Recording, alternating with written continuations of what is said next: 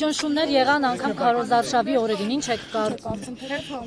Ուրեմն դա մտավախությունը, որ այսօր տարբեր հարցով մարդիկ կան ստանելով, անհանգստացնելով, այսօր էլ ասենք թե մի 50 հոգի մեր մարդկանցից տարել են։ Անտեղի տեղ ինչ որ տանելով որ մարդիկ չզբաղվեն, բայց դրան էլ հարցի լուծում չի։ Ժողովուրդը օգնել է, ժողովուրդը ուզում է փոփոխություն, սուտ ասելը դա ապագա չի, ինչ կա թե նա։ Ճնշումները արդյունքի վրա չի ազդի ընտրության։ Ինչքան էլ որ ազդի, ինչքան էլ անեն, մեկը պարտված է։ Անհնար է, որ դա կարգավոր է։ Այնքան խասեց խաղաղություն, մինչև վերջը բերեց Ռուսաստանի հետ տնտեսական պատերազմ։ Տնտեսական պատերազմ դա նշանակում է, եթե տնտեսություն չկա, պետություն չկա։ Ժողովուրդը աղքատանալու է, ասենք սննկանալու են, կորցնելու են, եղած չեղածը կորցնել։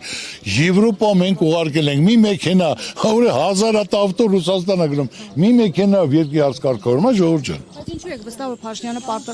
պարտվելու են, ասում է 65% շեմն ենք հաղթահարելու։ Եթե ասելով է թողասի 95, ինչի մասնա։ Բայց դուք չես գում տարբերությունը ասենք 20 թվականի, 18 թվականի ու մինչև հիմա, չեք զգում։ Ասում եք մարդկանց հիասթափությունը մեծացել է, Անգամ քարոզարշավի օրերին, ինչ եք կարծում, եթե ԿՊ-ն պարտվի, կհամակերպվի, թե երի կշարունակվեն ինչ-որ։ Ով ինչ ուզում անի, ամենակարևոր ես մի բան գիտեմ, Աստված պետք է կամանա, Աստծո կամոք, որ արժանի է իմ ազգի իմ ժողովուրդը, դա է լինելու է։ Աստծուց առաջ ոչ մեկ չի կարողանի։ Դա որոշած Աստծո կամոք, ինչ պետք է լինի եւ ոնց է լինելու։ Ես նորից եմ ասում, մենք առաջի քրիստոնյա ազգն ենք, Աստված մեզնից երես չի թեքելու եւ իմ ժողովրդի առաջ լույս է բացվելու, լավ փոփոխություն լինելու, որ մարդիկ էլ կարողանան փող աշխատեն, իրենց տունը պահեն, բիզնես հիմնեն, փոքր ու միջին բիզնես, միայն ու միայն ինչքան մենք շուտ կարողանանք Քրիստոսի արձանը բացեմ, իմացեք որ տարեկան 50-ից 100 միլիարդ փող է գալու, բոլորն էլ հարստանալու են, բոլորն էլ լավ են ապրելու, туриզմը զարգանալու է, ամեն մեկ աշխատանք ունենալու,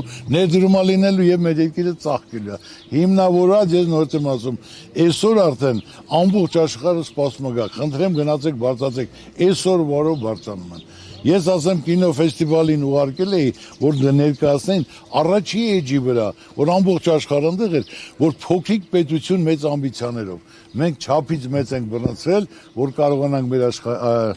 ժողովրդին ճանաչում տանք, մեր երկրին զարգացում տանք, որ օվկիանոսից օվկիանոս իմ երկրի մասին խոսեն, իմ ժողովրդի մասին խոսեն։ Այսքան շնորհակալություն։ Շնորհակալ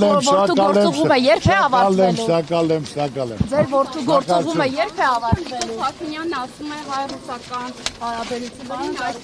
տնտեսական խնդիրներ ստեղծում են ընդդիմադիր ուժերը, սա ինչպես դուք։ Այսինքն ներողություն։ Ընդդիմադիրները առավոտ երեկո ասում են, որ հարկավոր է այսօր մտածել, որտեղ Ռուսաստանը խոսում է, ասում է, հայրը մեր բարեկամներն են, մեր եղբայրներն են։ Հիմնական հարցը նայեք, եթե դուք շեղում եք մեզնից, ուրեմն մենք թույլ չենք տա, որ բարեկամական օգտվեք, եթե ձեզ ավելի լավ բան առաջարկում է Եվրոպան, խնդիր չկա, գնացեք, բայց մենք արդեն նայելով, որ դու մեր հետ խաղում եք, եթե տենց է, ուրեմն մենք ձեր հետ վերաբերվելու ենք, ոնց որ եվրոպական պետություն, եթե գնում եք Եվրոպա, այդքան մի բան։ Մարդը սպասում է, եթե չէ, եթե գազը այսօր 170-ն է, սարքելու է 600 եվրո, տնտեսությունն էլ է կանգնելու, ժողովուրդն էլ չի օգտագործելու։ Ասենք թե այդքան եթե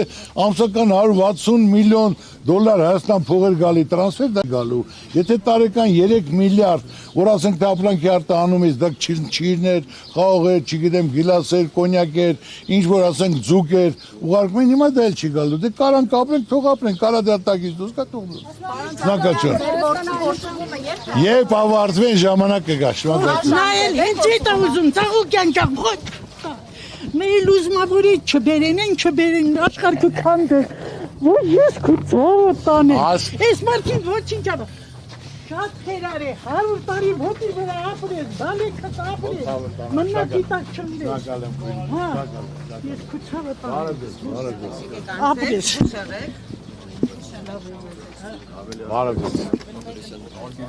Շնորհակալություն, ստեցություն դες։ Բարևի մի հատ բարևի օպարն է դա։ Այդ։ Չեմպիոն դարել է։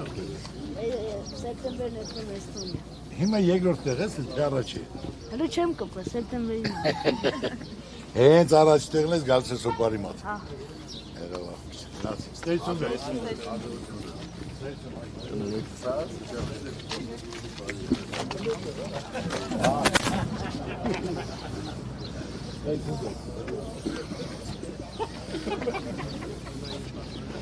Բարոյական դեմի հարգելի հետևողներ, ինչպես տեսաք։